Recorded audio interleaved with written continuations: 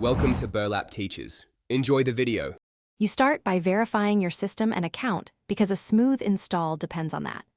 Sign into your Google account and enable two-step verification if not already active. This protects sync access. Once done, download Google Drive for desktop and run the installer. Decide between Stream and Mirror during setup. Stream saves disk space by streaming files, while Mirror keeps local copies for offline use. Make sure to grant Finder or File Explorer permissions so Drive integrates with your desktop immediately. Now configure how Drive handles your files so syncing works as you expect. Open Drive for desktop preferences and pick specific My Drive folders to Stream or Mirror, which controls local storage use. Add any external folders, like Documents or Desktop, to sync with Drive and define exclusions for large files or specific types.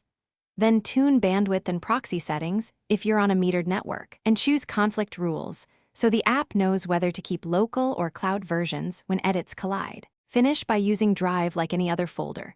Open files from Finder or File Explorer, right-click to share or make files available offline, and save documents directly into synced folders. Keep an eye on the Drive icon. A spinning badge means syncing, a tick means complete, and a red badge signals errors.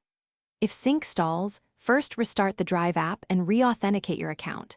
If that fails, clear the Drive cache from settings and reselect folders. This usually resolves the common issues quickly.